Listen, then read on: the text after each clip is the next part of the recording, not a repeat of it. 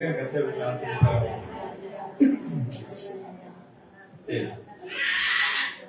ஒரு பண்டிகை காலமாக இருக்கிறபடினாலே அதற்கு இணையாக சில சத்தியங்களை நான் உங்களுக்கு முன்பதாக வைக்க விரும்புகிறேன். தேவனாய் கர்த்தர் நமக்கு உதவி செய்வாராக. அல்லேலூயா.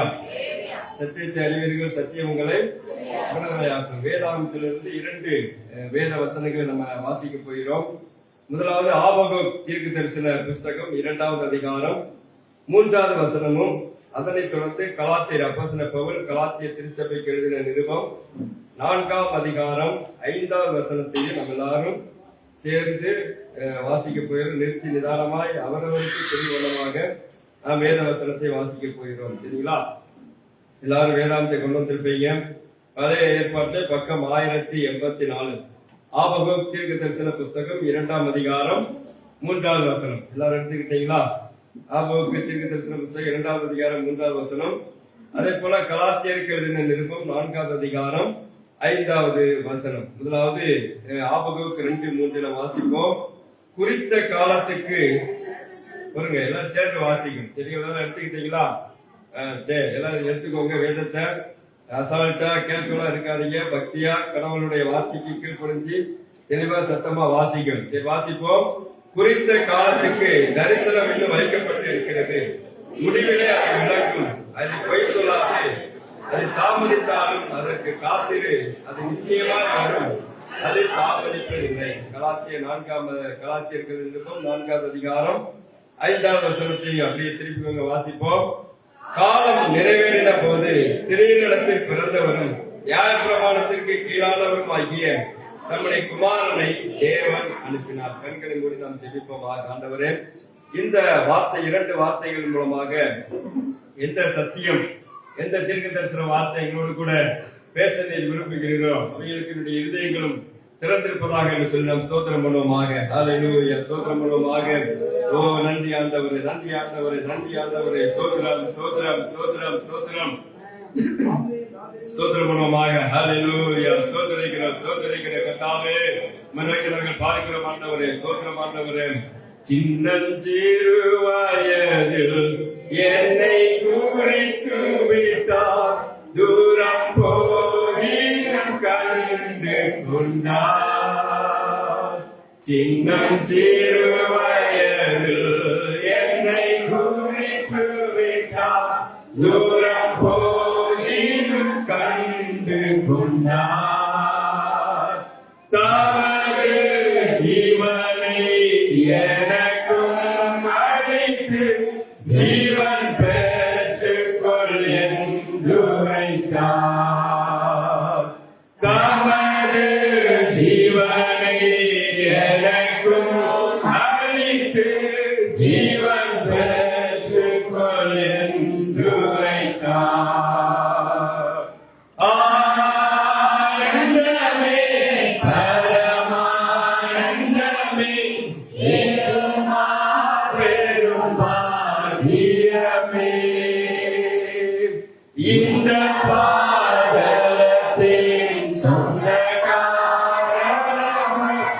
எந்த உள்ளத்தில் சொந்தமானார். இந்த பாதலத்தின் சொந்தக்காரமே, எந்த உள்ளத்தில் சொந்தமானார். நன்றி ஆண்டவரே, நன்றியோடு துதிக்கிறோம் ஆண்டவரே. இந்த நேரத்தில் உங்களுடைய வார்த்தையை நாங்கள் கேட்க வந்திருக்கிறோம் ஆண்டவரே. வேதத்தின் மறைப்பொருட்களை வெளிப்படுத்தி தருகிற தகப்பனே, எங்களுடைய இருதயங்களையும் எங்களுடைய செவிப்பதைகளையும் எங்களுடைய சிந்தனைகளையும் எங்களுடைய கண்களை ஒருமுகப்படுத்த நாங்கள் செபிக்கிறோம் ஆண்டவரே. தொடர்ந்து ஆவியானவரே எங்கள் மத்தியில் இடைப்படுவீராக. உங்களுடைய திரு சித்தத்துக்களை எங்களை அர்ப்பணிக்கிறோம் ஆண்டவரே. 100% எங்களை ஆளுகை செய்யும். இயேசுவின் நாமத்தில் ஜெபிக்கிறோம் ஜீவனுள்ள நல்ல பிதாவே, ஆமென். அல்லேலூயா. ஆபகுக் தீர்க்க தரிசன புஸ்தகம் 2வது அதிகாரம் 3வது வசனத்தை வாசித்தோம். அதனைத் தொடர்ந்து கலாத்தியருக்கு எழுதின நிருபம் 4வது அதிகாரம் 5வது வசனத்தை நாம் வாசித்தோம். மறுபடியும் இந்த 2 வசனங்களை வாசித்து விட்டு இதற்கு ஒப்பனையான ஒரு அதிகாரத்தை உங்களுக்கு மேற்கோள் காட்டி அவைகளை நான் விளக்க விரும்புகிறேன். அல்லேலூயா. 2வது அதிகாரம் 3வது வசனத்தை வாசிக்கும் பொழுது அங்கே தரிசனம் என்கிறதால ஒரு வார்த்தை சொல்லப்பட்டிருக்கிறது நீங்கள் பார்க்க முடியும். என்ன வார்த்தை சொல்லப்பட்டிருக்கிறது? தரிசனம். குறித்த காலத்துக்கு ஒரு தரிசனம் என்று சொல்லப்படுகிறது. குறித்த காலம் என்று சொல்லும் பொழுது ஏற்கனவே முன் குறிக்கப்பட்டதான ஒரு நாள் என்பதை நீங்கள் மனதில் வைத்துக் கொள்ள வேண்டும். இப்பொழுது டிசம்பர் 25ஆம் தேதி என்று சொல்லுவோம் என்று சொன்னால் அந்த நாளிலே நாம் என்ன காரியங்களை செய்வோம் சொல்லுங்க பார்ப்போம். அது என்ன நாள் சொல்லுங்க? டிசம்பர் 25 கிறிஸ்துமஸ் பண்டிகை. ஆமாவா இல்லையா? கிறிஸ்துமஸ் பண்டிகை அது ஒரு குறிக்கப்பட்ட நாள். சரிங்களா? அந்த நாளை கடந்து விட்டால் மற்றொரு நாளையில நாம் என்ன செய்ய மாட்டோம்? கிறிஸ்துமஸ் பண்டிகை கொண்டாட மாட்டோம். கொண்டாட மாட்டோம். அப்ப வேத வசனம் தெளிவாக சொல்கிறது, குறித்த காலத்திற்கு ஒரு தரிசனம் இந்த திருச்சபைக்கு வைக்கப்பட்டிருக்கிறது. அல்லேலூயா. அது நிச்சயமாக வெளிப்படும். தேவனுடைய மகிமை வெளிப்படும். அது பொய் சொல்லாது. அது தாமதித்தாலும் அதற்கு காத்திரு என்று சொல்லுகிறார். நிச்சயமாய் வரும், அது தாமதிப்பதில்லை என்பதையும் ஆண்டவர் இந்த வருஷத்துடைய கடைசி நாட்களிலே அவர் திருவள்ளம் பற்றுகிறார். இதற்கு இணையான ஒரு வசனமாக நிறைவேறின தீர்க்க தரிசனத்தை நான் உங்களுக்கு முன்பதாக சுட்டிக்காட்ட விரும்புகிறேன். கலாத்தியர்களின் நிருபம் 4ஆம் அதிகாரம் 5வது வசனத்தை வாசிப்போம் என்று சொன்னால், அங்கே காலம் நிறைவேறின பொழுது என்கிற ஒரு வார்த்தை சொல்லப்பட்டிருக்கிறது. என்ன வார்த்தை சொல்லப்பட்டிருக்கிறது? காலம் நிறைவேறின பொழுது. காலம் நிறைவேறின பொழுது என்று சொன்னால் அந்த குறித்த காலம் வந்த போது அங்கே சொல்லப்பட்டிருக்கிறது, ஸ்திரீனிடத்திற்கு பிறந்தவரும் நியாய பிரமாணத்திற்கு கீழானவருமாகிய தம்முடைய குமாரனை தேவன் அனுப்பினார். அல்லேலூயா. அப்ப இந்த 2 வசனங்களுக்கு இணையாக ஒரு வேத அதிகாரத்தை நம்ம திருப்பிக் கொள்வோமாக. நாம் திருப்பிக் கொள்ள வேண்டியதான காரியம் என்னவென்று சொன்னால், லூக்கா எழுதின சுவிசேஷ புத்தகம் 2ஆம் அதிகாரம் முழுவதையும் இன்றைக்கு நம்ம தியானிக்க போகிறோம். இன்றைக்கு இந்த செய்தியினுடைய தலைப்பு என்னவென்று சொன்னால், இயேசு கிறிஸ்துவும் தீர்க்க தரிசன நிறைவேறுதலும் என்கிற தலைப்பிலே நான் உங்களோடு கூட இந்த தேவனுடைய வார்த்தையை நான் பகிர்ந்தளிக்க விரும்புகிறேன். அல்லேலூயா. அப்ப இயேசு கிறிஸ்துவும் தீர்க்க தரிசன நிறைவேறுதலும். அல்லேலூயா.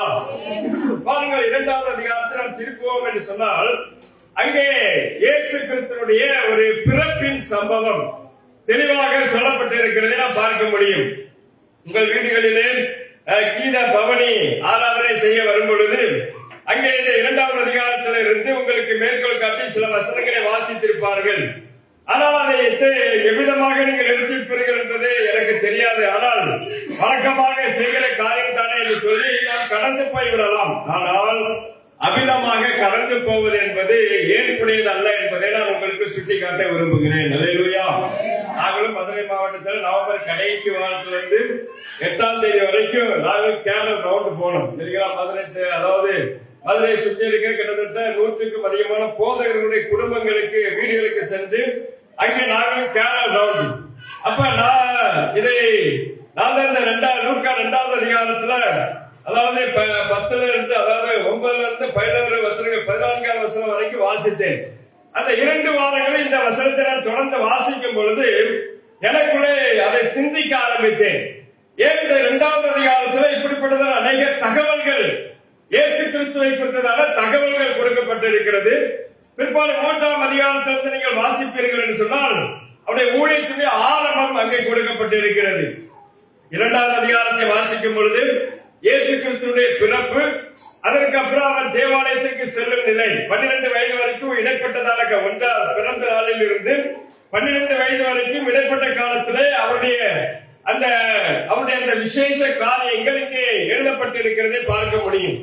அதுக்கப்புறம் 13வது வயசுல இருந்து 30 வயது வரைக்கும் இயேசு கிறிஸ்துடைய வாழ்க்கை என்ன நடந்தது என்பது மறைக்கப்பட்டு இருக்கிறது. அதுக்கப்புறம் 30வது வயசுல இருந்து 34 வயதுக்குள்ளதாக அவர் பரமேறி சென்ற நாள் வரைக்குள்ளதான சத்தியங்கள் மற்ற அதிகாரங்களிலே எழுதப்பட்டிருக்கிறதை பார்க்க முடிகிறது. அல்லேலூயா. ஆனால் இதை எழுதினவர் பரிசுத்த ஆவியானவர். எத்தனை பேர் அதை விசுவாசிக்கிறீங்க? அல்லேலூயா. பரிசுத்த ஆவியானவர் மரித்து போகவில்லை. நன்றாக அறிந்து கொள்ள வேண்டும். யார் மரித்து போகவில்லை? பரிசுத்த ஆவியானவர் மரித்து போகவில்லை. அல்லது ஏதோ ஒரு இடத்துல இருக்கிறார் என்று சொல்லி நீங்களும் நானும் நினைக்க வேண்டாம். இன்னைக்கு உலகத்திலே கோடிக்கணக்கான புஸ்தகங்களை எழுதினதான மகான்கள் இருக்கிறார்கள், பரிசுத்தவான்கள் இருக்கிறார்கள், அநேக வேத பண்டிதர்கள் இருக்கிறார்கள். தத்துவ ஞானிகள் இருந்தார்கள், அவர்கள் எல்லாரும் மரித்து போனார்கள். ஆனால் அவர்கள் இருக்கும் பொழுது அந்த புஸ்தகத்தை வாசித்திருப்போம் என்று சொன்னால் அவர்கள் அந்த புஸ்தகத்தினுடைய காரியங்களை தெளிவாக நமக்கு என்ன செய்திருக்க முடியும், விளக்கி காட்டியிருக்க முடியும். ஆனால் இன்றைக்கு வாசிக்கும் பொழுது அவைகளெல்லாம் சில நேரங்களிலே புரியாத புதிராகவே அவைகள் மாறி போகிறதான சூழ்நிலை இருக்கிறது. ஆனால் வேதாகமம் கிட்டத்தட்ட 1400 வருடங்களுக்கு மேற்பட்டதான தகவல்களை நமக்கு கொடுத்திருக்கிறது. அல்லேலூயா. அப்ப பாருங்க, இதை எழுதியவர் ஆக்கியோர் யார் என்று சொன்னால் பரிசுத்த ஆவியானவர். அல்லேலூயா. பரிசுத்த ஆவியானவர் மறைந்து போகவில்லை, அவர் ஜீவனுள்ளவராய் இருக்கிறார். அவர் எழுதியவருடைய கரங்களிலே கொடுத்ததான இந்த வேதாகமத்தை ஆவலோடு இதற்கான காரணம் என்ன என்று சொல்லி நாம் தியானிக்க ஆரம்பிக்கும் பொழுது தேவன் வெளிப்பாடுகளை நமக்கு தருகிறவராக இருக்கிறார். அல்லேலூயா. அப்படி தேவனாய் கர்த்தர் சில சத்தியங்களை நமக்கு தந்ததினாலே அவைகளை மற்ற காரியங்களோட வரலாற்று நிகழ்வுகளோடு ஆராய்ச்சி செய்து பார்த்த பொழுது அது மிகுந்த ஆச்சரியத்தை எனக்கு ஏற்படுத்தினபடியினாலே 2வது அதிகாரத்தை இந்த வசனங்களுக்கு இடையாக எவ்விதமாக குறித்த காலம் இயேசு கிறிஸ்துவின் வாழ்க்கையிலே தேவனுடைய குமாரனாகிய கிறிஸ்துவின் வாழ்க்கையில் நிறைவேறினது என்பதை உங்களுக்கு எடுத்துக்காட்டி தேவனுடைய வார்த்தை நிச்சயமாக நம்முடைய வாழ்க்கையிலையும் ஒரு காலத்தில் நிறைவேறும் என்பதற்கு விசுவாசத்தை தூண்டும் வண்ணமாக இந்த வார்த்தை அமையும் என்பதிலே எந்தவித சந்தேகமுமே இல்லை. அல்லேலூயா. இப்பொழுது பாருங்கள், இங்கே முதலாவது நீங்க வாசிக்கும் பொழுது இயேசு கிறிஸ்துவின் பிறப்பை குறித்து கிட்டத்தட்ட ஏசாயா தீர்க்கதரிசி 650 வருடங்களுக்கு முன்பதாக இயேசுவின் பிறப்பை குறித்து அவர் பிரகடனம் பண்ணுகிறார். யாருடைய பிறப்பை குறித்து? ஏசாயா தீர்க்கதரிசி இயேசு கிறிஸ்து பிறப்பதற்கு சுமார் 650 வருடங்களுக்கு முன்னதாக கிறிஸ்துவின் பிறப்பை முன்னறிவித்தவர் ஏசாயா தீர்க்கதரிசி. என்று நாம் வாசிக்கும் பொழுது ஏசாயா தீர்க்கதரிசன புத்தகம் 9வது அதிகாரம் 1 to 6 வசனங்களை வாசிப்பீர்கள் என்று சொன்னால் அங்கே அவருடைய பிறப்பின் காரியங்கள் சொல்லப்படுகிறது. அதை குறித்து 11வது அதிகாரம் 1 to 5 வசனங்களை வாசிக்கும் பொழுது அங்கேயும் சொல்லப்படுகிற 9, 6 வாசிக்க பார்ப்போம்.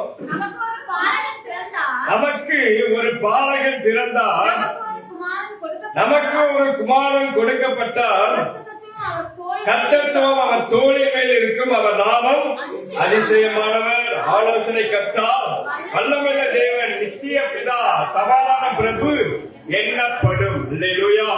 பாருங்க, இங்கே ஏசாயா தீர்க்கதரிசி இயேசு கிறிஸ்து பிறப்பதற்கு சுமார் 650 வருடங்களுக்கு முன்பதாக அவருடைய பிறப்பின் நற்செய்தியை இங்கே விளம்பரப்படுத்துகிறது, அறிமுகப்படுத்துகிறதை பார்க்க முடிகிறது. அல்லேலூயா. அல்லேலூயா. பாருங்க, இங்கே நம்ம அறிந்து கொள்ள வேண்டியதான காரியம், நம்ம தெளிவாக அதை பார்க்க வேண்டியதான காரியம் அவசியம். 2வது அதிகாரத்தில் வாசிக்கும் பொழுது அதை போடுங்க. அப்ப பாருங்க, இங்க நம்ம கவனிக்கணும். அந்த 2வது அதிகாரத்தில் இயேசு கிறிஸ்துவின் பிறப்பின் நற்செய்தி யாரால் சொல்லப்பட்டது? 2வது ஸ்லைடு. அப்ப பாருங்க, ஏசாயா தீர்க்கதரிசி சொல்லுகிறார். ஏசாயா தீர்க்கதரிசி சொல்லுகிறான காரியம். அப்ப இயேசு கிறிஸ்து பிறப்பார், மரிப்பார், உயிர் தெழுவார். 53வது அதிகாரம் 52வது அதிகாரத்தின் பின்பகுதியில் இருந்து 53வது அதிகாரம் கடைசி வரைக்கும் அவருடைய உயிர்த்தெழுதலை குறித்து சொல்லப்படுகிறது. 61வது அதிகாரத்தில் அவருடைய ஊழியத்துடைய காரியங்களை குறித்து சொல்லப்படுகிறது. இப்படி ஒவ்வொன்றாக நாம் சொல்லுகிறதை பார்க்க முடிகிறது. அப்ப அவர் சொல்லி 650 வருடங்களுக்கு பிற்பாடு ஆண்டவராய் இயேசு கிறிஸ்து இந்த உலகத்துல பிறக்க லூக்காதுல சுவிசேஷ புஸ்தகம் 2வது அதிகாரத்துல நம்ம வாசிக்கும் பொழுது அந்நாட்களில் உலகமெங்கு குடிமதிப்பு எழுதப்பட வேண்டும் என்று அகஸ்துராயனால் கட்டளை பிறந்தது. யாரால் கட்டளை பிறந்ததா? சீரியா நாட்டிலே சிரேனியு என்பவன் தேசாதிபதியா இருந்த போது இந்த முதலாம் குடிமதிப்பு உண்டாயிற்று. அந்த குடிமதிப்பு எழுதப்படும்படிக்கு எல்லாரும் தங்கள் ஊர்களுக்கு போனார்கள். அப்பொழுது யோசேப்பும் தான் தாவீது வம்சத்தாலும் குடும்பத்தாலுமாய் இருந்தபடியினாலே தனக்கு மனைவியாக நியமிக்கப்பட்டு கற்பதையான மரியாதையுடனே குடிமதிப்பு சரி இருக்கிற முதல் 3 வசனங்களை பார்க்கும் போது அங்கே அகஸ்துராயன் என்கிறவன் ஒருவன் இருக்கிறார். சரிங்களா? பக்கத்துல யாராவது தூங்குனீங்கன்னா தூங்காதீங்கப்பா அப்படின்னு சொல்லுங்க பாப்போம். சரிங்களா? நல்லா குளிரா இருக்குது, அப்படியே மந்தமா இருக்கு, நல்லா சவுண்டா இருக்கா, அதனால உங்களுக்கு எப்படி இருக்கு? இன்ப தேன் வந்து பாயுதன் காதிலே அப்படின்னு சொல்லிட்டு என்ன செய்யும்? ஆரீரோ ஆரீரோ தூங்கு தூங்கு பாலாணி அப்படின்ற மாதிரி என்ன செய்யும்? இருக்கும். சரிங்களா? ஏன்னா நீங்க 1 மணி நேரத்துல நீங்க செயல்படுத்த முடியாத காரியங்கள் நீங்கள் ஒன்ன இடையில விட்டுட்டீங்க அப்படின்னு சொன்னா அப்புறம் பாடி வாட்ஸ்அப் பாடி எங்க போச்சு, கை எங்க போச்சுன்னு முடிக்க வேண்டியிருக்கு, தேட வேண்டியிருக்கு. கவனமா கவனிக்கணும். அல்லேலூயா. சத்தமா சொல்லுங்க. பாருங்க, அகஸ்துராயன் என்கிறவர் இருக்கிறார். இந்த உலகத்தை ஆண்ட 7 வல்லரசுகள் இருக்கிறார்கள். எகிப்திய சாம்ராஜ்யம், இஸ்ரேலிய சாம்ராஜ்யம். எகிப்திய சாம்ராஜ்யம் எழுத்துக்கலையில் வளர்ந்த வல்லவர்களாக இருந்தார்கள். இஸ்ரேலிய சாம்ராஜ்யம், அதற்கு பிற்பாடு இஸ்ரேலிய சாம்ராஜ்யம் அது பெரிய கொஞ்சமா வீழ்ச்சி அடைகிறது. சீரியர்கள் வருகிறார்கள், ஏதோமியர்கள் வருகிறார்கள், அங்கே மோவாபியர்கள் வருகிறார்கள். இப்படியே வந்து அந்த நாட்டை நசுக்கிறாங்க. கடைசி அசீரியர்கள் பெரிய சாம்ராஜ்யமாக உருவெடுத்து அதை கைப்பற்றுகிறார்கள். அசீரியர்களுக்கு பிற்பாடு பாபிலோனிய சாம்ராஜ்யம் வருது. பாபிலோனியருக்கு பிற்பாடு மேதிய பெர்சிய சாம்ராஜ்யங்கள் வருகிறார்கள். அதற்கு பிற்பாடு நம்ம பார்த்தா கிரேக்க சாம்ராஜ்யம் வருது. கிரேக்கர்கள் கிட்டத்தட்ட உலகத்தை 330க்கு அதிகமான வருடங்கள் ஆட்சி செய்தார்கள். ஆட்சி செய்த பொழுது மகா அலெக்சாண்டர் அவர் மரித்து போனார். மரித்த போது 4 முக்கிய தளபதிகள், தாலமிகள், அதாவது காசாண்டர்கள், செலுக்கியர்கள், லிசிமாக்கஸ் என்கிற 4 தளபதிகள் என்ன செய்கிறாங்க சொன்னா, இந்த உலகத்தை நம்ம 4 பங்கு உலகம் சொன்னா நம்ம 4 பேர் ஒருவருக்கு ஒருவர் சளைத்தவர்களால் ஆகினால கட்சின்றி ரத்தமின்றி சமரச பேச்சுவார்த்தை நடத்தி என்ன செய்து விடுவோம், பிரித்து விடுவோம் என்று சொல்லி அவர்கள் இந்த உலகத்தை பிரித்து பங்கு போட்டுக் கொண்டார்கள். பிற்பாடு செலுக்கியர்கள் தலையெடுத்து மற்ற நாடுகளை பிரித்தார்கள் என்று சொல்லி வரலாறு இருக்கிறது. அந்த காலகட்டத்தில் தான் ரோமானிய சாம்ராஜ்யம் தலை தூக்க ஆரம்பித்தது. அல்லேலூயா. தேவனாய் கிரேக்க சாம்ராஜ்யத்தை கொண்டு வருவதற்கு காரணம் என்னவென்று சொன்னால், இந்த வேதாகமம் எழுதப்படுவதற்கு கிரேக்கர்கள் முக்கியத்துவம் வாய்ந்தவர்களாக இருந்தார்கள். அல்லேலூயா. அதுக்கு பிற்பாடு பார்க்கும் ரோம சாம்ராஜ்யத்தை ஏன் தேவனாய் கொண்டு வந்தார் என்று சொன்னால், அங்கு தேவனுடைய ராஜ்யம் பரிசாற்றப்படுவதற்கு அது பெரிய கதை இருக்கட்டும். ஆனா பாருங்க, ரோமர்கள் வருகிறார்கள். அப்பொழுது ஜூலியஸ் சீசர் என்கிறவர் அந்த ஒவ்வொரு நாடுகளாக சென்று கைப்பற்றுகிறார். மிகுந்த ஒரு பெரிய மன்னன். ஆனா கடைசியாக அவர் படுகொலை செய்யப்பட்டார். அதுக்கு பிற்பாடு அவருடைய மகன் தத்து எடுக்கப்பட்ட வளர்க்கப்பட்டவர் தான் அகஸ்துராயன். யார் சொல்லுங்க பாப்போம்? அகஸ்துராயன். இந்த அகஸ்துராயனை குறித்து சொல்லும் பொழுது அவர் ரோம பேரரசுடைய ஒரு மன்னனாக முடிசூட்டப்படுகிறார். அப்படி முடிசூட்டப்பட்ட போது என்ன நடக்குது அப்படின்னா, மேற்கத்திய வரலாற்றிலேயே மிக சிறந்த மன்னனாக அவன் செயல்பட்டு வருகிறார். அல்லேலூயா. இவர் காலத்துல நல்ல நிர்வாகம் செய்கிறார். மக்களை நன்றாக கவனித்துக் கொள்கிறார். ஜனங்கள் இப்படிப்பட்ட காலத்துலதான் ஆண்டவராய் இயேசு கிறிஸ்து அங்கதான் முதலாவதாக உலகத்திற்கு கணக்கெடுப்பு முறை அறிமுகப்படுத்தியவர் இந்த அகஸ்துராயன். வரி கொடுக்கும் முறையை அறிமுகப்படுத்தியவர் யாரு? முறையாக வரி செலுத்த வேண்டும் என்கிற முறையை அறிமுகப்படுத்தியவரும் இந்த அகஸ்துராயன் என்பதை இந்த முழு உலகமும் நன்கு அறிந்தது என்பதை நாம் அறிந்து கொள்ள வேண்டும். அல்லேலூயா. இந்த காலகட்டத்தில்தான் ரோம பேரரசுடைய எல்லை எகிப்து, பிரான்ஸ், ஸ்பெயின், மத்திய கிழக்கு நாடுகள் என்று சொல்லி முழு உலகமெங்கும் அது பரவ ஆரம்பித்தது. அந்த காலகட்டத்தில் தான் பாருங்க, ஆண்டவராய் இயேசு கிறிஸ்துவும் அங்கே பிறக்கிறார். அதுக்கு அடுத்த வசனத்தை வாசித்தீங்கன்னா சீரியா நாடு என்று சொல்லப்படுகிறது. இங்கே சிரேனி என்பவர் தேசாதிபதியா இருந்தார். அப்படியே பாருங்க, அங்க மாகாணங்கள் இருந்தது. அதாவது எருசலேம் இந்த பகுதியில ஆட்சி செய்தவர் யாருன்னா மகா ஏறுது. இன்னொரு பகுதி ஆட்சி செய்தவர் சிரேனி என்பவன். அப்ப இந்த இயேசு கிறிஸ்துவை கொலை செய்வதற்கு மகா ஏறுது திட்டம் செய்யப்படுது. இவர்கள் எங்கே ஓடி போகிறார்கள்? எகிப்துக்கு ஓடி போறாங்க. அங்க வேறொரு தேசாதிபதி ஆட்சி செய்கிறார். அல்லேலூயா. இப்படி பல காரணங்கள் இருந்தாலும் அங்கே பார்க்கிறோம் பாருங்க, யோசேப்பு என்ன செய்கிறார்? அங்க சொல்லப்படுகிறது, கலிலேயா நாட்டில் உள்ள நாசரேத்திலிருந்து யூதேயா நாட்டில் உள்ள பெத்லகேம் என்னும் ஊருக்கு என்ன செய்யறாரா வர. நம்ம யோசேப்பை சாதாரணமா என்ன செய்ய முடியாது, ஈஸியா யோசேப்பு அப்படின்னு கடந்து போய்விட முடியாது. யோசேப்பு சொல்லும் பொழுது பழைய பாட்டில் உள்ள யோசேப்பு நினைவுக்கு வருகிறார். பழைய பாட்டில் யோசேப்புடைய தகப்பன் பேர் என்ன சொல்லுங்க பாப்போம். யார் சொல்லுங்க, நல்லா சொல்லுங்க. யாக்கோபு. சரிங்களா? பாருங்க, அந்த யோசேப்பு நமக்கு ஞாபகத்துல வர. அவர பழைய பாட்டில யோசேப்பு, புதிய பாட்டில யோசேப்பு. இங்கே இந்த 2 யோசேப்பையும் குறித்து சொல்லும் பொழுது அவர் நீதிமானா இருந்தார் என்று சொல்லப்படுகிறது. நீதிமான் இது கிடையாது, நீதிமான். பாருங்க, யோசேப்பை குறித்து வேதாகமம் முதலாவது சொல்லுகிறது. அதாவது மத்தேயு சுவிசேஷ புத்தகம் 1ஆம் அதிகாரம். அந்த 1ஆம் அதிகாரத்துல யோசேப்பை அங்கே தேவனாய் கர்த்தர் எழுதும் பொழுது எப்படி எழுதினார் பாருங்க. அவள் புருஷனாகிய யோசேப்பு 19ஆம் வசனம், அவள் புருஷனாகிய யோசேப்பு நீதிமானாய் இருந்து என்று சொல்லப்படுகிறது. வேதாந்தத்திலே ஏராளமான கதாபாத்திரங்கள் இருக்கிறார்கள், தேவனால் பயன்படுத்தப்பட்டவர்கள் இருக்கிறார்கள். அவர்களை வேதாகமம் அறிமுகப்படுத்தும் பொழுது ஈசாயின் குமாரனாகிய தாவீது என்று அறிமுகப்படுத்தப்படுகிறது. சரிங்களா? தேராகின் மகனான ஆபிரகாம் என்று அழைக்கப்படுகிறது. ஆனால் சிலரை மாத்திரம் தேவனாய் கர்த்தர் பெயர்களை வைத்து அறிமுகப்படுத்தாமல் அவர்களுடைய குணாதிசயங்களை வைத்து தேவன் அறிமுகப்படுத்தி இருக்கிறார்.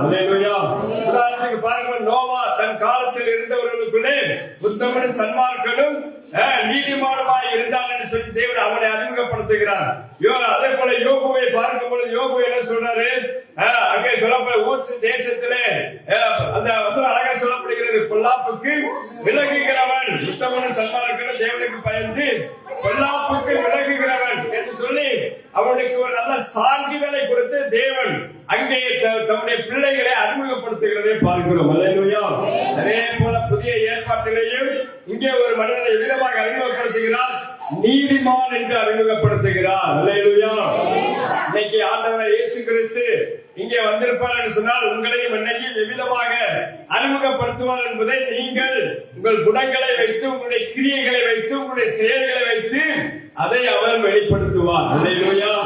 நல்லா ஜெபிக்கிற மனிதன், ஜெபிக்கிறவர்களா இருப்பீர்கள் என்று சொன்னால் ஆண்டவர் உங்களை அறிமுகப்படுத்த ஒரு ஜெப வீரன், வேதத்தை வாசிக்கிறவர்களா இருப்பார் சொன்னால் வேதத்தை வாசிக்கும் மனிதன் என்று அறிமுகப்படுத்துவார். முழங்காலிலே நின்று நீங்கள் வேதத்தை வாசிப்பீர்கள் சொன்னால் முழங்கால் வீரன் என்று தேவன் அறிமுகப்படுத்துவார்.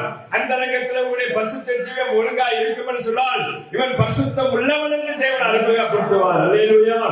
அல்லேலூயா. இன்றைக்கு தேவனிடத்தில் நாம் அப்படிப்பட்ட அங்கீகாரத்தை பெற வேண்டும் என்பதை ஆவியானவர் நம்மிடத்தில் எதிர்பார்க்கிறார். அல்லேலூயா. அல்லேலூயா. விசுவாசி ஒரு காலத்தில் ரட்சிக்கப்படாதவர்களா இருந்தோம், ரட்சிக்கப்பட்ட பிற்பாடு விசுவாசி என்ற நிலையை அடைந்தோம்.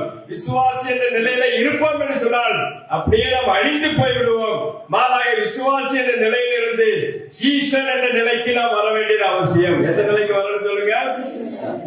சீசன் என்ற நிலையில இருந்து ஊழியக்காரன், ஊழியம் செய்கிறவன் என்ற நிலைக்கு நாம் வர வேண்டும். அதைதான் தேவனாய் கர்த்தர் ஒவ்வொரு ரட்சிக்கப்பட்டவருடைய ஒவ்வொருவருடைய வாழ்க்கையிலும் தேவன் எதிர்பார்க்கிறார், எதிர்பார்த்து கொண்டும் இருக்கிறார் என்பதை நீங்கள் நானும் அறிந்து கொள்ள வேண்டும். அல்லேலூயா. இன்னைக்கு விசுவாசியாவே இருக்கிறீங்களே, ஏதாவது ஒரு பிரச்சனை அப்படின்னா பாஸ்டரை கூப்பிடுறீங்க, ஏதாவது ஒரு தேவனை கூப்பிடுற, தான் சொந்த கால நின்று ஜெபித்து காரியத்தை செய்யணும் அப்படின்றதால அந்த எண்ணம் இல்லாமல் ஒரு சோம்பேறித்தனமா இருக்க நிலையை மாற்றிவிட்டு அந்த நானும் சீசன் என்கிற நிலைக்கு என்னை மாற்றும் என்று சொல்லி இந்த வருடத்தின் கடைசி நாட்களிலே நீங்கள் ஜெபிப்பீர்கள் என்று சொன்னால் தேவனுடைய மகிமை உங்களுடைய தனிப்பட்ட வாழ்க்கையை வெளிப்படும் என்பதிலே எந்தவித சந்தேகமுமே இல்லை. அல்லேலூயா. அல்லேலூயா. இன்னைக்கு பாருங்க, நம்முடைய நிலையை மாற்ற வேண்டியது அவசியம். காலம் மிகவும் மேலும் கொடிய காலங்கள் வரும் என்று நீங்கள் அறிவீர்களா என்று அப்போஸ்தலர் பேதுரு அங்கே தன்னுடைய நிருபத்தை எழுதி தன்னுடைய மக்களை எச்சரிக்கிறதை பார்க்கிறது போல நாம் வாழ்கிற காலம் கொடிய காலத்தில் வாழ்ந்து கொண்டிருக்கிறோம். நம்முடைய ஜெபங்கள் கேட்கப்படுமோ கேட்கப்படாத என்கிற ஒரு ஏக்கத்தில் நாம் வாழ்ந்து கொண்டிருக்கிறோம். தேவனுடைய மகிமை வெளிப்பட வேண்டும் என்று சொன்னால் நாம் தியாகம் செய்து நம்முடைய சரீரத்தை தேவனுடைய சமூகத்திலே ஊற்றி தேவனுடைய சமூகத்திலே காத்திருப்போம் என்று சொன்னால் தரிசனம் குறித்த காலத்திலே நிச்சயமாகவே நிறைவேறும். அல்லேலூயா. அல்லேலூயா. விசுவாசித்து தேவனுடைய சமூகத்திலே முன்னேறி செல்ல வேண்டியது அவசியம். பாடுகள் வரும், சோதனைகள் வரும், பலவீனங்கள் வரும், துன்பங்கள் வரும், பொருளாதார நஷ்டங்கள் வரும், ஏமாற்றங்கள் வரும், எல்லாவற்றிலும் சோர்வுகள் வரும். இவைகள் எல்லாவற்றின் மத்தியிலும் தேவனையே ஜெயம் பெற்றவர் என்று சொல்லி பரிசுத்தாவினுடைய அழைப்பை, பரிசுத்தாவினுடைய அபிஷேகத்தை பெற்று தேவனுக்குள்ளே முன்னேறி செல்லும் பொழுது தேவன் நம்முடைய வாழ்க்கையிலே வெளிப்பாடுகளையும் மகிமையான காரியங்களை செய்வதற்கு அவர் ஆயத்தம் உள்ளவராக இருக்கிறார். அல்லேலூயா. அல்லேலூயா. பாருங்க, அங்கே சொல்லப்படுகிறது யோசேப்பு நீதிமானாக இருந்தான். அந்த யோசேப்பு ஆண்டவர் எவ்வளவு அழகா சொன்னார். நீதிமானா இருந்தனால என்ன நடக்குது பாருங்க. அங்கே அவனுக்கு அதை நம்ம பேச வேண்டிய நேரம் இல்லை. இப்ப பாருங்க, நீதிமானா என்று சொல்லப்படுகிறது. என்ன நடக்குது அந்த 2வது அதிகாரத்துல, அவ்விடத்திலே அவர்கள் இருக்கையில் அவளுக்கு பிரசவ காலம் நேரிட்டது. என்ன நேரிட்டதா? பெத்லகேமுக்கு வந்துட்டாங்க. சரிங்களா? அப்ப பிரசவ காலம் நேரிட்டது.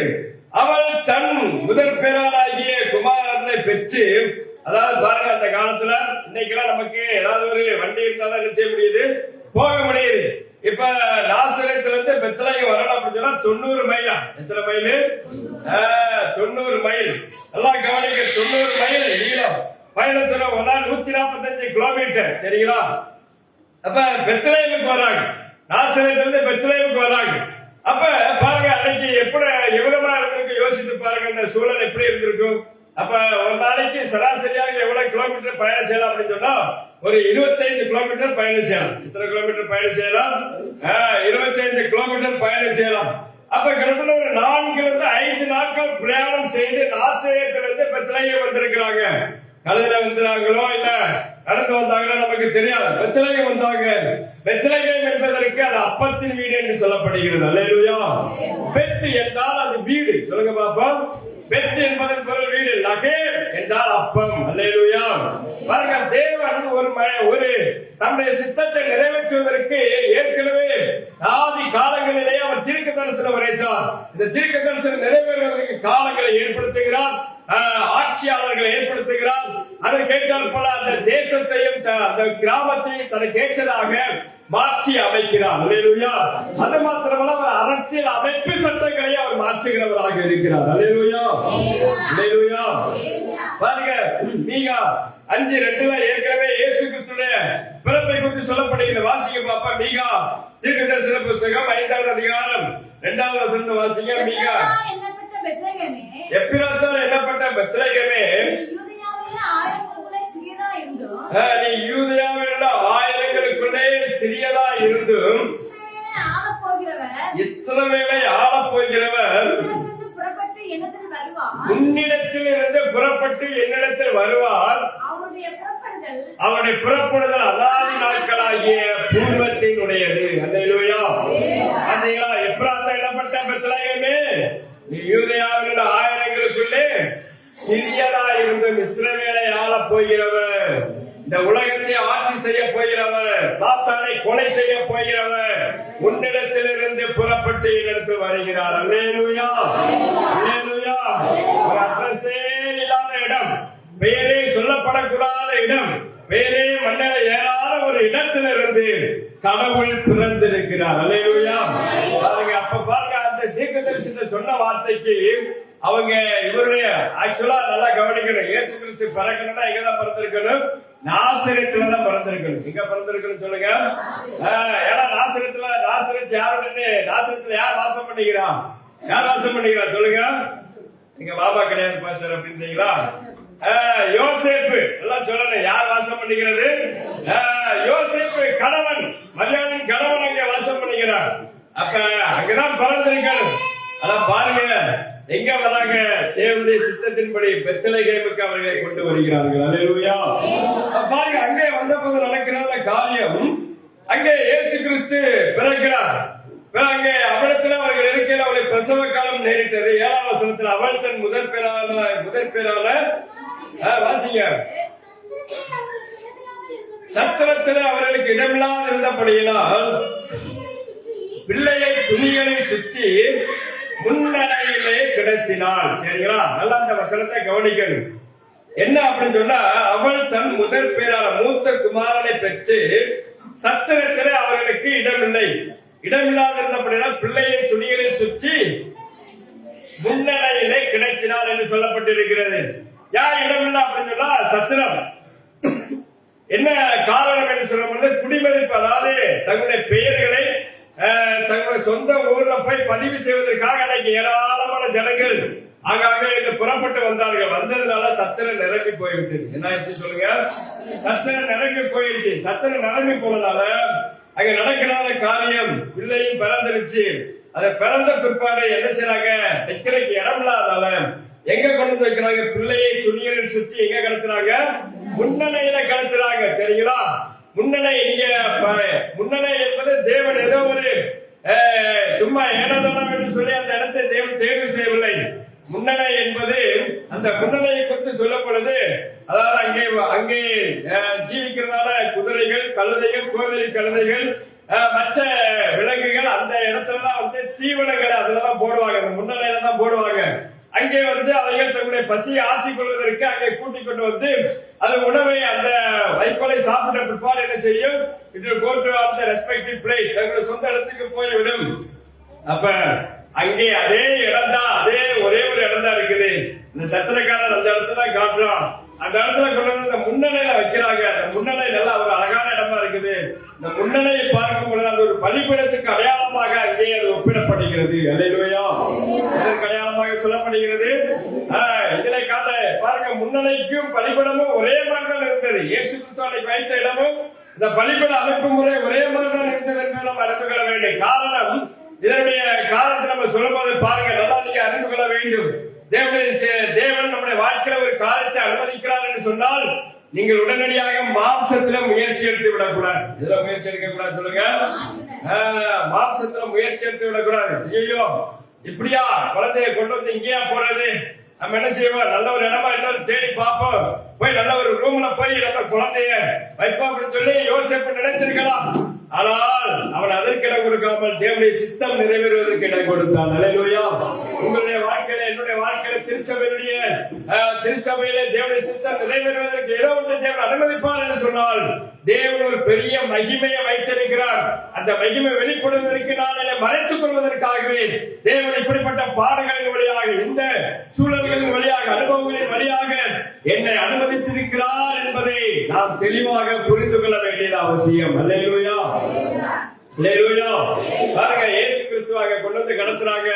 அப்ப கடத்தும் போது அங்கே சொல்லுகிற காரியம் என்னவென்று சொன்னால், அந்த முன்னணி இதை குறிக்கிறது சொன்னால் அங்கே சொல்லப்படுகிறது, நான் இந்த உலகத்திலே வாழ்வதற்கு வரவில்லை, மாறாக நான் உங்களுக்காக வாழ்க்கையை கொடுக்க இந்த இடத்திலே நான் படுக்க வைக்கப்பட்டு பிறந்திருக்கிறேன் என்பதை வெளிப்படுத்தும் வண்ணமாக பிதாவின் முன்குறித்தலின்படி அங்கே முன்னணியிலே ஆண்டவர் இயேசு கிறிஸ்து அந்த குழந்தை இயேசுவை அங்கே படுக்க வைத்திருக்கிறார்கள். அல்லேலூயா. பாருங்க, அதனுடைய அமைப்பும் பலிபீடத்தினுடைய அமைப்பும் ஒரே ஒன்று போலதான் இருந்தது. அதே போல பார்க்கிறீர்கள் என்று சொன்னால், அன்னைக்கு பலி செலுத்த கொண்டு வருகிறதான அந்த ஆட்டுக்குட்டியை முகத்தை மறைத்து விடுவார்கள். அதே போல இயேசு கிறிஸ்துவின் உடம்பும் துணிகளினால் சுத்தப்பட்டு அங்கே வைக்கப்பட்டிருந்ததை நாம் பார்க்க முடிகிறது. அல்லேலூயா. ஒரு பிறந்த குழந்தையை கொண்டு போய் என்ன செய்ய மாட்டோம்? வைக்கப்படத்துக்கு முன்னாடி போய் என்ன செய்ய மாட்டோம்? துணியை வச்சு படுக்க போட மாட்டோம். போடுவோம், அப்படி போட்டவன படுக்க போட்டுருவோம். அவ்வளவுதான். நம்ம அவ்வளவுதான். அறிவு கெட்டவனே அப்படின்னு சொல்லி பல வார்த்தைகளை பேசி அவன் ஒரு வழி பண்ணிடுவான். ஆனா பாருங்க, ஆண்டவர் இயேசு கிறிஸ்து பிறப்பதற்கு ஏற்படுத்தப்பட்ட இடத்தின் அடையாளத்தின் நோக்கம் என்னவென்று சொன்னால், அர்த்தம் என்னவென்று சொன்னால், அங்கே வேத வசனம் சொல்லி யோவான்ல அழகாக அதை குறித்து வசனங்கள் சொல்லப்பட்டிருக்கிறது. 6, 33, 35, 48, 58 வசனங்கள் வாசிங்க. 33 வசனத்தை வாசிங்க. நல்லா கவனிங்களே. வானத்தில் இருந்து இறங்கி உலகத்திற்கு ஜீவனை கொடுக்கிற அப்பமே தேவன் அருளிய அப்பம். அல்லேலூயா. அது வானத்திலிருந்து இறங்கி உலகத்துக்கு ஜீவனை கொடுக்கிற அப்பமே தேவன் அருளிய அப்பம். அடுத்த வசனம் சொல்லுகிற 35 ஜீவ அப்பம் நானே. 48 சொல்றாரு ஜீவ அப்பம் நானே. அடுத்து சொல்றாரு 58 வானத்திலிருந்து இறங்கின அப்பம் இதுவே, இது உங்கள் பிதாக்கள் புசித்த மன்னாவை போல அவர்கள் மரித்தார்கள். இந்த அப்பத்தை புசிக்கிறவனும் என்னென்னைக்கு பிழைப்பான் என்றார். அல்லேலூயா. சொல்லுவா, எனக்கு அடையாளமாக ஒப்புணையாக தான் பிதாவினுடைய முன்குறித்தலின்படி ஆண்டவராய் இயேசு கிறிஸ்து பிறந்த பொழுது அங்கே முன்னணியிலே கிடத்தப்பட்டார். அல்லேலூயா. அல்லேலூயா. பாருங்க, அடுத்த வசனம் சொல்லுகிறது, அப்பொழுது 2வது அதிகாரம் 8வது வசனம், அப்பொழுது அந்த நாட்டின் மேய்ப்பர்கள் வாசிங்க.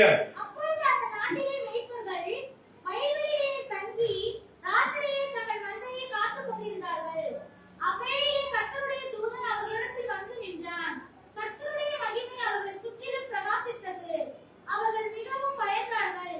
தேவதூதன் அவர்களை நோக்கி, பயப்படாதீர்கள், இதோ எல்லா ஜனத்துக்கும் மிகுந்த சந்தோஷத்தை உண்டாக்கும் நற்செய்தியை உங்களுக்கு அறிவிக்கிறேன்.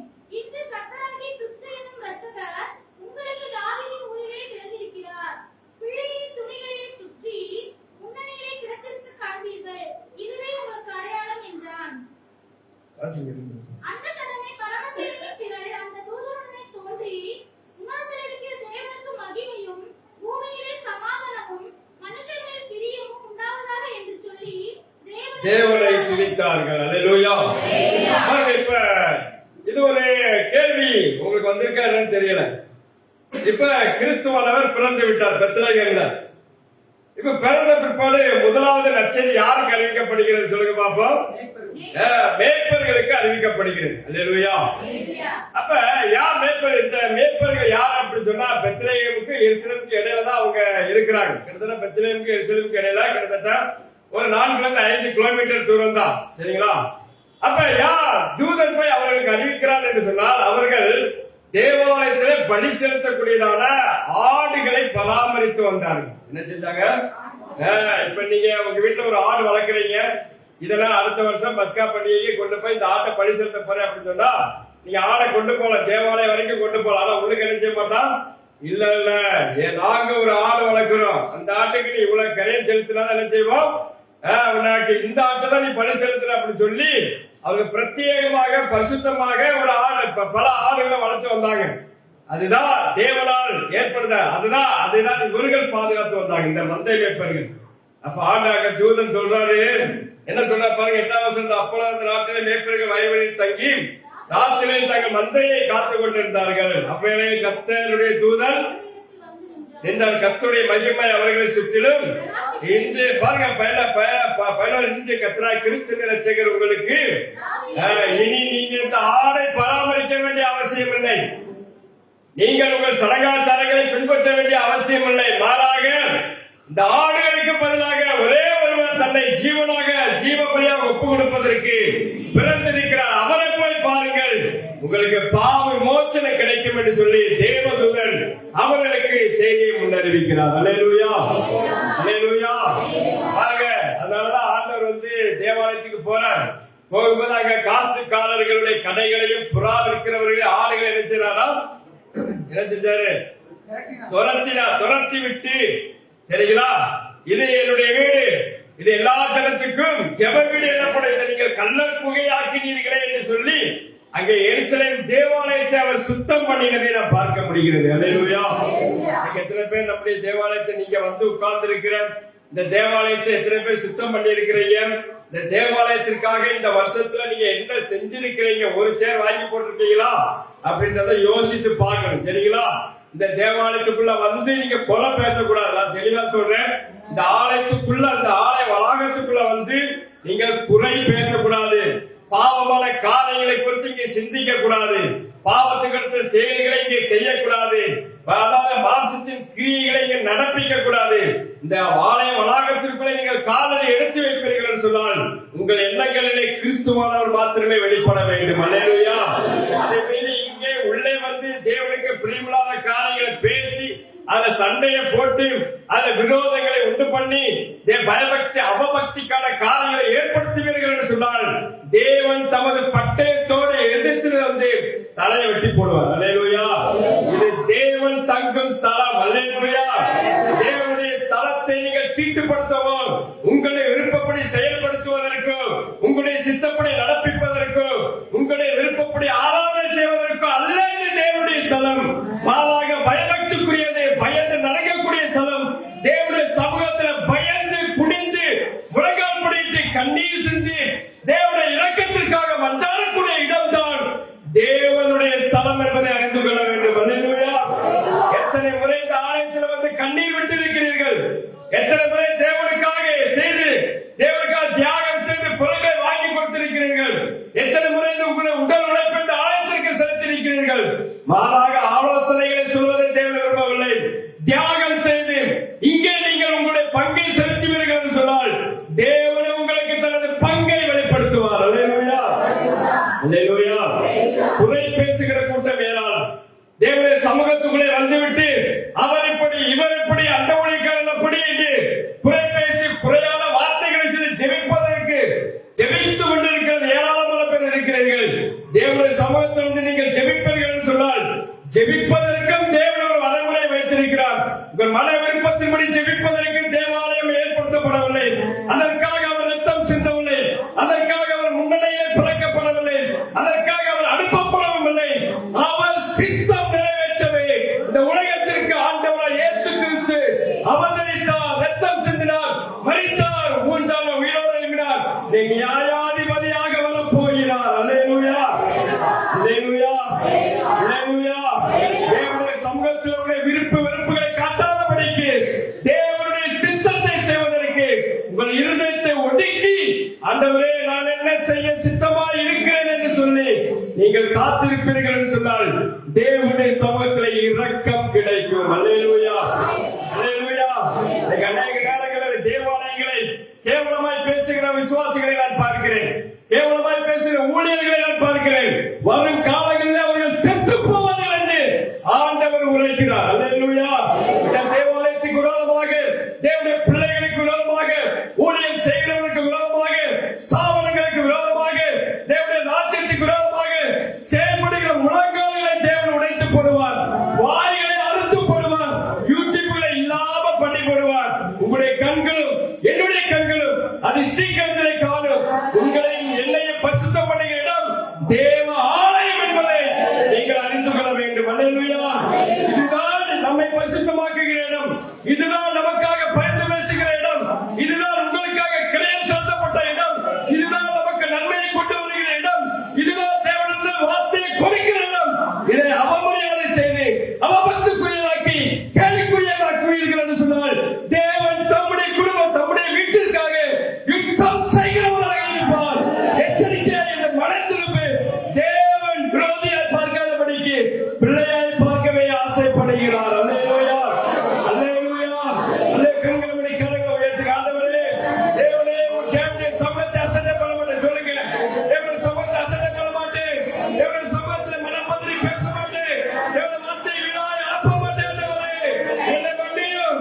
வருஷத்தின் கடைசியில் வந்திருக்கிறேன். தேவனுடைய மகளாய் பார்க்க விரும்புகிறார், மகளாய் பார்க்க விரும்புகிறார். விரோதியாக அல்ல, மகளாக பார்க்க விரும்புகிறார், மகளாக பார்க்க விரும்புகிறார். ஓ நம சதர வார்த்தை உங்களுக்கு நேராக வந்திருக்கும் என்று சொன்னால் உங்களை காட்டி ஆண்டவருக்கு ஒப்புக் கொடுங்கள். மேன்மையான காரியங்களை ஆண்டவர் உங்களுக்கு செய்வாராக. அல்லேலூயா. பாருங்க, தேவ ஆலயம், தேவனுடைய வார்த்தை எவ்வளவு பகிரங்கமாக இருக்கிறது. தேவன் தனக்காக அவர் பட்சிக்கிற அக்கினியாக இருக்கிறார். தேவ ஆலயம் என்று சொல்லப்படுவது எவ்வளவு அவர் மகிமையாக இறங்குகிறார் என்று அறிந்து கொள்ள வேண்டும். அல்லேலூயா, அல்லேலூயா.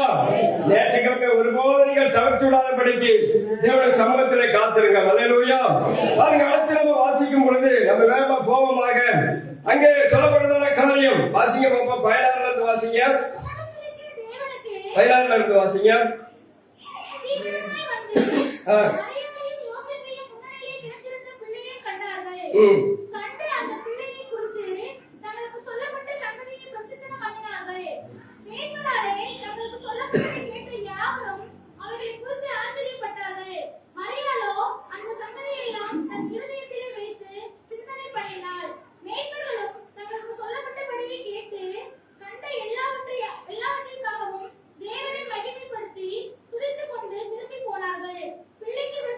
பாருங்க, 21ஆம் வசனம் சொல்லுங்க. பிள்ளைக்கு விருத்த சேதனம் பண்ண வேண்டிய 8ஆம் நாளிலே அது கர்ப்பத்திலே உட்பவிக்கிறதற்கு முன்னே தேவதூதரால் சொல்லப்பட்டபடியே அதற்கு இயேசு என்று பெயரிட்டார்கள். அல்லேலூயா. இயேசு இயேசு அப்படின்னா நம்ம சில விவரங்களை மாத்திரம் உங்களுக்கு சொல்ல போறேன். நேரம் குறுகினதா இருக்குது. இயேசு என்ற பெயர் எல்லாருக்கும் தெரிஞ்ச என்ன அர்த்தம் சொல்லுங்க பாப்போம். ரட்சிப்பவர், மீட்பவர், பாதுகாப்பவர், நம்மை போஷிப்பவர், எல்லாவற்றுக்கும் எல்லாமானவர். ஆமாவா இல்லையா? அவன் வேற எது பேர் வச்சிருக்கீங்களா? இயேசு. பாருங்க, இந்த இயேசு என்கிற வார்த்தை எப்படி உருவாக்கப்பட்டது அப்படின்றதுக்கு உங்களுக்கு சில விளக்கங்களை நான் கொடுக்க விரும்புறேன். ஏதோ ஒண்ணு மேல இருந்து வந்துச்சு, கீழே இருந்து போச்சு, நம்மளால எழுதி வச்சிருக்க அதை வாசித்துட்டு நாங்களும் போயிட்டோம் அப்படின்னு போயிடக்கூடாது. சரிங்களா? நல்லா கவனிக்க வேண்டும்.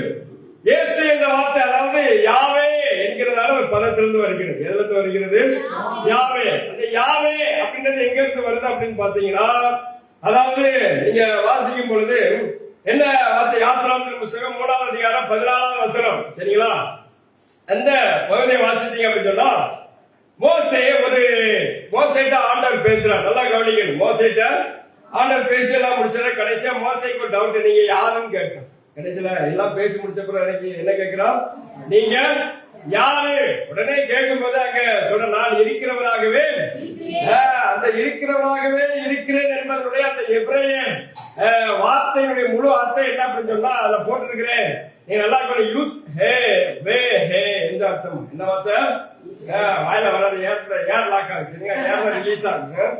யுத் ஹே சொல்லுங்க பாப்போம். வே ஹே. சரிங்களா? இந்த வார்த்தை தான் இதனுடைய பொருள் என்னன்னா இருக்கிறவராகவே இருக்கிறேன். சரிங்களா? அப்ப இருக்கிறவராக இருக்கிறேனுக்கு இன்னொரு பதம் எபிரேய வார்த்தை அதோனாய் என்று சொல்லுகிறார்கள். சொல்லுங்களேன். அதோனாய் சொல்லுங்க. அதோனாய் தேவன். சரிங்களா? எலோகிம் சர்வ வல்லவர். எலோகிம் சொல்லுங்க. இன்னைக்கு அந்த வார்த்தை சொல்ல பழைய எலோகிம். சரிங்களா? அதோனாய் அப்படின்னா ஆதியிலே தேவன் வானத்தையும் பெரிஷித் ஆதியாகமம் பெரிஷித்னு சொல்லுவாங்க எபிரேய பதம். அதோனாய் அப்படின்னா தேவன். சரிங்களா? அப்ப அடுத்து எலோகிம் என்று சொல்லப்பட்டிருக்கிறது. எலோகிம் என்று சொன்னால் சர்வ வல்லவர். எப்படிப்பட்டவர் சொல்லுங்க. சர்வ வல்லவர். அப்ப சர்வ வல்லவர். அடுத்து இதனுடைய கிரேக்க வார்த்தை கிரீக் வேர்ட். இதுக்கு என்ன பேர் அப்படின்னு சொன்னா எகே அஷே எகே என்று சொல்லப்படுகிறது. என்ன வார்த்தை சொல்லுங்க. எகே அஷே சொல்லுங்களேன். எகே அஷே எகே அப்படின்னா என்ன அர்த்தம்? இதே வார்த்தை தான் இருக்கிறவராகவே இருக்கிறேன். இந்த யுத் ஹே வே ஹே அப்படின்றதான வார்த்தை சுருக்கப்பட்டுதான் யாவே என்கிற ஒரு பொருள் கொண்டதாக வந்தது. அல்லேலூயா. அதுக்கப்புறம் என்ன பண்றாங்க? மோசே சொல்ற கடவுளுடைய பெயரை உச்சரிக்க கூடாது என்பதற்காக என்ன சொல்றாங்க அப்படின்னா பின்னாட்கள்ல அந்த வவல்ஸ் சொல்லுவாங்க. ஆங்கிலத்துல வவல்ஸ் 5 உண்டு. AEIOU. அப்ப அப்படித்தானே இல்லையா? ஆமா. அப்ப அந்த வவல்ஸ் எடுத்துறாங்க. அப்ப எப்படி சொல்றாங்க? YH VH அப்படின்னு சொல்லி போட்டாங்க. இப்படி வாசிக்க முடியுமா சொல்லுங்கப்பா. அப்படின்னு தான் நினைச்ச முடியும். சொல்ல முடியாது. என்னப்பா இப்ப இதை எப்படி வாசிக்கிறது? அங்க வவல்ஸ் இல்லையே அப்படின்னு சொல்லி கடவுளுடைய பெயரை உச்சரிக்க கூடாதுன்னு சொல்லி பின்னாட்கள் அப்படி சொன்னார்கள். ஆனால் பின்பாடு அது முழுவதுமாக மாற்றப்பட்டது. அல்லேலூயா. இருக்கிறவராகவே இருக்கிறேன் என்று சொல்லி வந்த வார்த்தை அது எப்படி அழைக்கப்படுது? யோசுவா என்று அழைக்கப்படும். யெஷுவா அதனால முழுசா போல யெஷுவா ஆங்கிலத்துல ஜீசஸ் என்று சொல்லி என்ன செய்யப்படுகிறது? இன்னைக்கு பேசப்படுகிறது. ஆனால் இயேசு கிறிஸ்துவுக்கு புதிய ஏற்பாட்டுல என்ன சொல்ற? இயேசு என்பது இம்மானுவேல் என்பதற்கு தேவன் நம்மோடு இருக்கிறார். மத்தேயுல வாசித்த இயேசு என்பதற்கு அவர் பாவங்களிலிருந்து நம்மை ரட்சிக்கிறவர் என்று சொல்லப்பட்டு. ஆனால் இன்னொரு அழகான வார்த்தை சொல்லப்பட்டு இருக்கிறது. எல்லாருக்கும் தெரிஞ்சது. எபிரேயர் 13வது அதிகாரம் 8வது வசனத்தை வாசித்தீங்க சொன்னா அதுல இருக்குது. அங்க பாருங்க. இயேசு கிறிஸ்து நேற்றும் இன்றும் என்றும் மாறாதவர். அல்லேலூயா. அங்க யாத்திராகமம் 3:14 அவன் கேட்கிறான். என்ன சொல்றான்? ஆண்டவருடைய நாமம் என்ன? இருக்கிறவராகவே இருக்கிறேன் என்று சொன்னது அதே ஆவியானவர் இங்கே எழுதி வச்சிருக்கிறாரு. இயேசு கிறிஸ்து என்றால் நேற்றும் இன்றும் என்றும் மாறாதவர். அல்லேலூயா. மாறுகிறவர்கள் இருக்கிறவராகவே இருக்கிறார். அல்லேலூயா. நேற்றும் இன்றும் என்று மாறாதவருக்கு நம்ம விளக்கம் கொடுக்கிறோம் சொன்னா எப்படி இருக்கிறாரோ அப்படியே தான் செய்றாரு இருக்கிறார். அவர் மேலே வளரல கீழே வரல. எப்படி ஆரம்பத்துல பார்த்தோமோ அப்படியே தான் செய்றாரு. நம்முடைய முடிவிலே இருப்பார். அல்லேலூயா. பாருங்க எவ்வளவு அழகா ஆவியானவர் தன்னுடைய பிள்ளைக்கு பேர் எழுதி வச்சிருக்கிறார். பாத்தீங்களா? நிறைய காரியங்கள் இருக்கிறது. அடுத்து நம்ம பார்க்கும்போது இப்ப ஆலயத்துக்கு வராங்க. இத பாருங்க வாசிக்கும் போது 23வது வசனம் வாசிக்க பார்ப்போம். கர்த்தருக்கு பரிசுத்தமான எண்ணப்படும் என்று கர்த்தருடைய நியாயப்பிரமாணத்தில் எழுதியிருக்கிறபடி அவரை கர்த்தருக்கென்று ஒப்புக் கொடுக்கவும் கர்த்தருடைய நியாயப்பிரமாணத்தில் சொல்லியிருக்கிறபடி ஒரு ஜோடி காட்டுப்புறாவையாவது 2 புறா குஞ்சுகளையாவது பலியாக செலுத்தவும் அவரை எருசலேமுக்கு கொண்டு போனார்கள். அப்பொழுது சிமியோன் என்று பெயர் கொண்ட ஒரு மனுஷன் எருசலேமில் இருந்தால் அவன் நீதியும் தேவபக்தி உள்ளவனாயும் இஸ்ரவேலின் ஆறுதல் வர காத்திருக்கிறவனாய் இருந்தால் அவன் மேல் பரிசுத்த ஆவி இருந்தார். அவன் ஆண்டவர் வாக்குத்தத்தம் கொடுத்திருக்கிறார். கர்த்தருடைய கிறிஸ்துவை நீ காணும் முன்னே மரணமடைய மாட்டாய் என்று பரிசுத்த ஆவியினாலே அவனுக்கு அறிவிக்கப்பட்டிருந்தது. அவன் ஆவியின் ஏவுதலினால் தேவாலயத்திலே வந்திருந்தான். இயேசு என்னும் பிள்ளைக்காக நியாயப்பிரமாண முறைமைப்படி செய்வதற்கு தாய் தகப்பன்மார் அவரை உள்ளே கொண்டு வருகையில் அவன் அவரை தன் கைகளில் ஏந்தி கொண்டு தேவனை தோற்றடித்து. அல்லேலூயா. பாருங்க, நல்லா கவனிக்கணும். பாருங்க, பழைய ஏற்பாடு எப்படி நிறைவேறுகிறது இயேசு கிறிஸ்துவினுடைய வாழ்க்கையில. அவர் என்ன பண்றாங்க, தேவாலயத்துக்கு வர்றாங்க. அங்க பிரதான ஆசாரியன் இருக்கிறார், இருந்துட்டு போகட்டுமே. ஆனா அவர் சட்ட திட்டங்களை உடைக்கிறவராகவும் இருந்தார். அல்லேலூயா.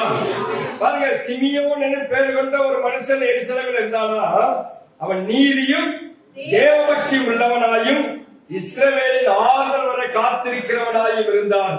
அவன் மேல் பரிசுத்த ஆவியானவர் இருந்தார். அல்லேலூயா. அடுத்து எனக்கு ரொம்ப பிடித்த ஒரு வார்த்தை, கர்த்தருடைய கிறிஸ்துவை நீ காணும்னே மரணம் அடைய மாட்டாய். சரிங்களா? நீங்க ஆண்டவர்கிட்ட சொல்லி இந்த வசனங்கள்லாம் சொல்லி ஜெபம், ஆண்டவரே என்னுடைய வாழ்நாள்ல ஒரு தடவையாவது உடைய முக தரிசனத்தை நான் பார்க்க வேண்டும் ஆண்டவரே, அதுதான் பெரிய பாக்கியம். எத்தனை பேர் அதை விசுவாசிக்கிறீங்க? சொல்லுமா? நீங்க சொல்லி பழங்க, சொல்லி ஜெபம், ஆண்டவரே பரலோக அந்த காலங்கள் முடிவதற்கு முன்பதாக உம்முடைய முகத்தை நான் பார்க்கணும் ஆண்டவரே, உம்முடைய பரம தரிசனத்தை நான் பார்க்கணும். எவ்வளவு அழகா, கர்த்தருடைய கிறிஸ்துவை நீ காணும்னே மரணம் அடைய மாட்டாய். அல்லேலூயா. எவ்வளவு நல்ல ஒரு வார்த்தை. நிறைய பேருக்கு ஆசை இருக்கு, பிள்ளையை பார்க்கணும், அதை பார்க்கணும், சுற்று சோழலை பார்க்கணும், எப்படி நல்லா வாழ்றாங்கன்னு பார்க்கணும், அதெல்லாம் தருவான். ஆனா அதை விட ஒரு பெரிய பாக்கியம் எதுவாக இருக்க வேண்டும், ஆண்டவரே உண்மை நான் பார்க்கணும், இந்த மாம்ச சரீரத்திலிருந்து பார்க்கணும், என் சொந்த சரீரத்திலிருந்து பார்க்கணும். யோக சொல்லி ஜெபம், ஆண்டவரே அந்நிய கண்களை சொந்த கண்களே அவரை காணும். அல்லேலூயா. நம்முடைய ஜெபம் அதுவாக இருக்கட்டும். அல்லேலூயா. இயேசு கிறிஸ்து எவ்வளவு ஆசீர்வாதங்கள் நமக்கு தந்திருக்கிறார். எவ்வளவு சோதனை வந்தாலும் அதை தப்பி செல்வதற்கு வழியை ஏற்படுத்தி நம்ம அரவணைத்து சோர்ந்து போற நேரமெல்லாம் நம்மளை தேய்ச்சி கொண்டு வந்து விட்டுருக்கிறாரே. நம்ம இப்படி ஜெபம் பண்ணக்கூடாது, ஆண்டவரே நான் உங்களை பார்க்கணும், அதுதான் என்னுடைய ஆசையா இருக்க வேண்டும். அல்லேலூயா. பாருங்க, அழகா பாரு, இன்ப இயேசு ராஜாவை நான் பார்த்தால் போதும், மகிமையில் அவரோடு கூட வாழ்ந்தால் போதும். அல்லேலூயா. அதற்காக தானே இவ்வளவு பாடுகள், அதற்காக தானே இவ்வளவு சோதனைகள், அதற்காக தானே இவ்வளவு வேதனைகள், விசுவாச பரீட்சை இவைகளை நாம் மேற்கொள்ளும் பொழுது தேவன் தம்முடைய முகத்தை நமக்கு மறைக்க மாட்டார். அல்லேலூயா. பாப்போம், நிச்சயமா பாப்போம். விசுவாசிக்கிறவங்க ஆமென் சொல்லுங்க. ஆமென். அல்லேலூயா. பாருங்க சொல்றார். அப்ப என்ன நடக்குது பாருங்க, அன்னைக்கு பழைய ஏற்பாட்டு காலத்துல மோசே தன்னுடைய ஜனங்களுக்காக பலி செலுத்தும் போது அந்த ஆட்டுக்குட்டியை கொண்டு வருவாங்க. முதல் பலியாகி ஆட்டுக்குட்டியை, 1 வயது பழுதற்ற ஆட்டுக்குட்டியை கொண்டு வருவாங்க. அப்ப கொண்டு வரும்போது பலி செலுத்துவதற்கு முன்பதாக பலிபீடத்தின் மீது அநேக அந்த பலி செலுத்தக்கூடிய ஜாமான்களை எடுத்து வச்ச பிற்பாடு அந்த ஆட்டுக்குட்டிய தேவனுடைய சமூகத்துல கரங்களை ஏந்தி காட்டுவது வழக்கம். அல்லேலூயா. என்ன செய்வாங்களா? ஏந்தி காட்டுவார்கள். அப்ப காட்டின பிற்பாடுதான் நினைச்சவாங்க பலி செலுத்துவாங்க. அதே போல ஆண்டவராய் அதே போலதான் எருசலேம் தேவாலயம் கட்டின பிற்பாடும் தேவாலயத்தின் வெளிப்பிரகாரம், அவுட்டர் கோட், உள்பிரகாரம், இன்னர் கோட், அதுக்குள்ள வந்து அந்த தேவாலயத்தின் முன்பதாக நினைச்சவாங்க அதை தூக்கி காட்டுவார்கள். அந்த ஆட்டுக்குட்டியை தூக்கி பலி செலுத்தக்கூடிய தகன பலிக்குரியவர் ஆட்டுக்குட்டியை தூக்கி காட்டுவார்கள். காட்டின பிற்பாடுதான் பலி செலுத்துவாங்க. அதே போல அது நிறைவேறும் வண்ணமாக ஆண்டவர் இயேசு கிறிஸ்துவும் தேவாலயத்துக்குள்ள எடுத்து செல்லப்படுகிறார். அங்கே வேத வசனம் தெளிவாய் ஆவியானவர் எழுதி வைத்திருக்கிறார். 28 வாசிக்கிறார். அவன் அவரை தன் கைகளில் ஏந்தி கொண்டு. அல்லேலூயா. பாத்தீங்களா, இது எதற்கு அடையாளமா இருக்குது? இந்த கிறிஸ்துவானவர் நம்முடைய பாவங்களுக்காக மரிக்க போகிறார். அல்லேலூயா. இவரை பிதாவாகிய தேவன் நமக்காக குற்ற நிவாரணப்படியாக, பாவ நிவாரணப்படியாக ஒப்பு கொடுப்பதற்கு இந்த உலகத்துக்கு அனுப்பியிருக்கிறார் என்று சொல்லி அடுத்த வசனத்துல வாசிக்கிறோம். ஆண்டவரே உங்கள் வார்த்தையின்படி உங்கள் அடியேனை இப்பொழுது சமாதானத்தோடு போகவே புறஜாதிகளுக்கு பிரகாசிக்கிற ஒளியாகவும் உடைய ஜனமாகிய இஸ்ரவேலுக்கு மகிமையாகவும் தேவனின் சகல ஜனங்களுக்கு முன்பாக ஆயத்தம் பண்ணின இரட்சணியத்தை என் கண்கள் கண்டது என்றார். அல்லேலூயா. 32 சொல்ல 31 சொல்ல தேவனின் சகல ஜனங்களுக்கு முன்பாக ஆயத்தம் பண்ணப்பட்டது. அல்லேலூயா. எவ்வளவு அழகா அவன் சொல்லி ஜெபம் பரிசுத்தாவியாக ஜெபிக்கிறான காரியம் பாருங்க. இயேசு கிறிஸ்து இந்த உலகத்திலே பலியாக ஒப்பு கொடுக்கப்படுவதற்கு அவர் தேவாலயத்திலே தன்னை பலியாக அர்ப்பணித்து விட்டார். அல்லேலூயா. அல்லேலூயா. பாருங்க, அதாவது பழைய ஏற்பாட்டு பழைய ஏற்பாட்டை பார்க்கும்போது 2 விதமான பலி செலுத்தும் முறை இருந்தது. ஒன்று தகன பலி, சர்வாங்க தகன பலி, அப்புறம் குற்ற நிவாரண பலி. அப்புறம் நிறைய பலிகளா இருக்குது. லேவியராகமம் 1, 2, 3, 4, 5, 6, 7. நிறைய பேருக்கு லேவியராகமம் பக்கம் போனாலே என்ன செய்யும்? போர் அடிக்க ஆரம்பிச்சிடும். ஆட்டை சில பலி செலுத்த, அதை பலி செலுத்த, அதை பலி செலுத்தணும். ஒரே வெட்டு குத்தாதான் இருக்கும். சரிங்களா? உங்களுக்கு புரியுறதுக்கு சொன்னா அப்படிதான். ஒரே வெட்டணும், அப்புறம் தூக்கி போடணும், அப்புறம் ரத்தத்தை எடுக்கணும், தெளிக்கணும். இப்படிதான் போகுது. ஆனா நீங்க நல்லா கவனிச்சீங்கன்னா அது இயேசு கிறிஸ்துவின் வாழ்க்கையில நிறைவேறியது. அல்லேலூயா. அதுக்கு ஒரு வசனம் சொல்லி நான் சொல்ல விரும்புகிறேன். என்ன அப்படி சொல்லல, அதாவது பாருங்க, சர்வாங்க தகனப்படி நன்றிப்படின்னு சொல்லுவாங்க. அந்த பலி செலுத்தும் போது அவங்க ரத்தத்தை என்ன செய்வாங்கன்னா பலிபீடத்தின் அடியில ஊற்றி விட்டு விடுவாங்க. என்ன செஞ்சிருவாங்க? ஊற்றி விடுவாங்க. ஆனால் ஒரு மனிதன் செய்த தவறுக்கு பலி செலுத்த வரும் பொழுது அந்த ரத்தத்தை எடுத்து என்ன செய்வாங்கன்னா பலிபீடத்தின் கொம்புகளில ஊற்றி வடிய விட வேண்டுமா? என்ன செய்யணுமா சொல்லுங்க. லேவியராகமத்தின் புத்தகம் 5ஆம் அதிகாரம் 9ஆவது வசனத்தை வாசிக்க பார்ப்போம். அதன் ரத்தத்தில் கொஞ்சம் எடுத்து பலிபீடத்தின் பக்கத்தில் தெளித்து, நல்லா கவனிக்கணும், மீதியான ரத்தத்தை பலிபீடத்தின் அடியிலே பாத்தீங்களா வடிய விடுவானாக. மத்த வசனங்களை வாசித்தீங்கன்னா ஊற்றி விடுவானாக சொல்லி இருக்கும். ஆனா இந்த ஒரு இடத்துல மாத்திரம் தான் குற்ற நிவாரண பலிக்கு என்ன செய்யுமா? வடிய ஆண்டவராய் இயேசு கிறிஸ்து கல்வாரி சிலுவையிலே தன்னுடைய ரத்தத்தை சிந்தும் பொழுது அவருடைய ரத்தம் என்ன செய்தது? வடிந்து ஓடினது, கீழே வடிந்து ஓடினது. இதுக்கு அடையாளமாக ஆண்டவராய் இயேசு கிறிஸ்துவும் அங்கே அமிதமாக நியாயப்பிரமாணத்தை நிறைவேற்றினார் என்று சொல்லி நம்ம பார்க்கிறோம். அடுத்து நம்ம வாசிக்கும் பொழுது இப்படி நம்ம சொல்லிக்கொண்டே போகும் பொழுது அடுத்த பக்கத்துக்கு வாங்க. அதாவது அதே 2ஆவது அதிகாரத்துல 48வது வசனத்தை வாசிக்கும் போது வாசிக்க பார்ப்போம். 48 43 46 வரைக்கும் வாசிங்க. 42 வாசிங்க. அவருக்கு 12 வயதான போது எருசலேமுக்கு போய் பண்டிகை நாட்கள் முடிந்து திரும்பி வருகிற போது பிள்ளையாகிய இயேசு எருசலேமிலே இருந்து விட்டார். இது அவருடைய தாயாருக்கும், நல்லா கவனிக்கணும் சரிங்களா, இது அவருடைய தாயாருக்கும் யோசேப்புக்கு தெரியாது இருந்தது. வாசிங்க. அவர் பிரயாணக்காரரின் கூட்டத்தில் இருப்பார் என்று அவர்கள் நினைத்து ஒரு நாள் பிரயாணம் வந்து உறவின் முறையாளரிடத்தில் அறிமுகமானவர்களிடத்தில் அவரை தேடினார்கள். காணாததினாலே அவரை தேடிக்கொண்டே எருசலேமுக்கு திரும்பி போனார்கள். அடுத்த வருஷம் நல்லா கவனிங்க. 3 நாளைக்கு பின்பு அவர் தேவாலயத்தில் போதகர் நடுவில் உட்கார்ந்திருக்கவும் அவர்கள் பேசுகிறதை கேட்கவும் விடாவும் கண்டார்கள். அல்லேலூயா. நல்லா கவனிக்கணும். எங்க போனாங்க? எருசலேம். சரிங்களா? அவருடைய வார்த்தை நல்லா ஆவியானவர் யார் எழுதி வச்சிருக்கிறான்றது உங்களுக்கு புரியும். எருசலேமுக்கு போறாங்க. பிள்ளையாகி இயேசு அங்கே இருந்து விட்டார். எங்க இருந்துட்டாரு? எருசலேம்ல இருந்து விட்டார். அடுத்து அவங்க எத்தனை நாள் கழிச்சு வராங்க? 3 நாளைக்கு பின்பு அவர் தேவாலயத்தில் போதகர் நடுவில் உட்கார்ந்து இருக்கிறத பாக்குறாங்க. எத்தனை நாளைக்கு பிற்பாடு பாருங்க. இது எதை குறிக்கிறது? இயேசு கிறிஸ்து எருசலேம்ல என்ன செய்ய போகிறார்? அங்கே சிலுவையிலே மரிக்க போகிறார். அதுக்குதான் எருசலேமுக்கு போறார். அடையாளம் அங்க சொல்லப்பட மரிக்க போகிறார். அடுத்து 3 நாள் கழித்து தான் தன்னுடைய பெற்றோர்களுக்கே தன்னை வெளிப்படுத்துகிறார். அல்லேலூயா. இது எதற்கு அடையாளமாக இருக்கிறது சொன்னால், நான் இந்த உலகத்தில் இருந்து 3 நாள் காணாமல் போய்விடுவேன். அந்த வசனத்தை வாசிக்க பார்ப்போம். மத்தேயு சுவிசேஷ புத்தகம் 12ஆம் அதிகாரம் 40ஆம் வசனத்தை வாசிங்க. மத்தேயு 12:40 வாசிங்க பார்க்கலாம். எல்லாம் எடுத்துக்கொள்ளுங்களேன். யோனா நல்லா கவனி. யோனா இரவும் பகலும் 3 நாள் ஒரு பெரிய மீனின் வயிற்றில் இருந்தது போல மனுஷகுமாரனும் இரவும் பகலும் 3 நாள் பூமியின் இருதயத்தில் இருப்பார். அல்லேலூயா. பாத்தீங்களா? எதுல இருப்பார் சொல்லுங்க? பூமியின் இருதயத்தில் இருப்பார்.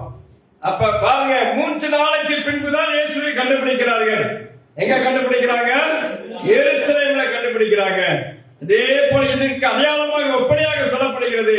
அதே போல ஆண்டவராய் இயேசு கிறிஸ்துவும் 3 நாட்கள் அவர் மரித்து 3 நாள் எங்க இருந்தார்? பூமியின் இருதயத்தில் இருந்தார். 3ஆம் நாள் அவர் உயிரோடு எழுப்பினார். அல்லேலூயா. அல்லேலூயா. எந்த எருசலேமிலே காணாமல் போனாரோ அதே எருசலேமிலே மறுபடியும் தன்னுடைய ரத்தத்தை சிந்தி 3 நாள் மறைந்து போனார், மரித்து போனார். 3 உலகத்தின் பாவங்களுக்காக பாவ நிவாரண பலியாக, குற்ற நிவாரண பலியாக கல்வாரி சிலுவையில் ரத்தம் சிந்தி மரித்தார். 3 நாளைக்கு பின்பு உயிரோடு எழுப்பினார். அல்லேலூயா. நன்றாக சொல்லப்பட்டிருக்கிறதான காரியம். இன்னைக்கு இந்த 2வது அதிகாரத்தை ஆவியானவர் எழுதி வைத்திருப்பதற்கான காரணம் என்ன என்பது உங்களுக்கு சற்று புரிந்திருக்கும் என்பதை நான் விசுவாசிக்கிறேன். அல்லேலூயா. ஆகையால் ஆவியானவர் நமக்கு சொல்லுகிற காரியம் என்னவென்று சொன்னால், குறித்த காலத்திலே பிதாவுடைய சித்தம் குமாரனுடைய வாய்க்களை நிறைவேறி நமக்கு எவ்விதமாக மீட்பு உண்டு பண்ணினதோ அதே போல தேவனுடைய வார்த்தை உங்களுக்குள்ளே வந்திருக்கிறார். தேவன் ஏற்கனவே உங்களுக்கு தீர்க்க தரிசனமாய் வார்த்தைகளை பேசியிருக்கலாம். இந்த ஆலயத்தில் தேவனுடைய ஊழியக்காரர்கள் மூலமாக அநேக வார்த்தைகளை பேசியிருக்கிறார். நீங்கள் காலங்கள் போய்விட்டது என்று சொல்லி நீங்கள் நினைத்து கலந்து கொண்டிருக்கலாம். சில வார்த்தை வசனங்களை மாத்திரம் உங்களுக்கு சொல்லி நான் உங்களை ஜெபத்தில் நடத்த விரும்புகிறேன். சங்கீதத்தின் புத்தகம் 31 அதிகாரம் 15 வசனம் சொல்லுகிறது. என்னை கவனிங்க போதும்.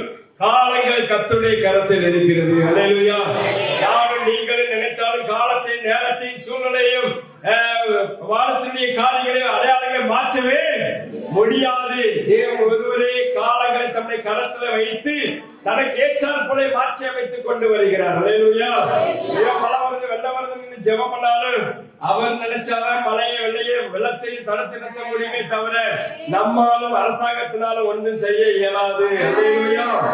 தேவன் விரும்புகிற ஏசாயா 55:8 வசனம் சொல்லுகிறது, என் நினைவுகள் உன் நினைவுகள் அல்ல, உங்கள் வழிகளும் என் வழிகளும் அல்லவென்று சொல்கிறார். வானத்தை, அதாவது வாரி உரைத்த மழை வானத்திலிருந்து இறங்கி பூமியை நினைத்து அது முளை கிளம்பி விளைப்படி செய்து விதைக்கிறவனுக்கு விதையையும் புசிக்கிறவனுக்கு ஆகாரத்தை கொடுக்கிறது. அப்படியே வாயிலிருந்து புறப்படும் வசனமும் இருக்காது. வெறுமையாயிலிருந்து திரும்பாமல் நான் விரும்புகிறதை செய்து நான் அனுப்பின காரியம் ஆகும்படி வாய்க்கும். அல்லேலூயா. ஆண்டவருடைய வார்த்தை உங்ககிட்ட வந்திருக்குதா? வந்திருக்கின்ற ஆமென் சொல்லுங்க பாப்போம். ஏற்கனவே அநேக வார்த்தைகள் உங்களுக்கு இந்த பலிபீடத்தில் கொடுக்கப்பட்டிருக்கிறது. அந்த வார்த்தை வீணாய் போகாது. அது குறித்த நேரத்திலே உங்களுடைய வாழ்க்கையிலே நிறைவேறும். அல்லேலூயா. சுகத்துக்காக நீங்க ஜெபம் பண்ணி கொண்டிருக்கலாம், அது நிச்சயமாக அந்த சுகம் கிடைக்கும். அல்லேலூயா. வீட்டுக்காக நீங்க ஜெபம் பண்ணி கொண்டிருக்கலாம், குறித்த நேரத்தில் ஆண்டவர் வீடு வாசல்களை ஏற்படுத்தி தருவார். அல்லேலூயா.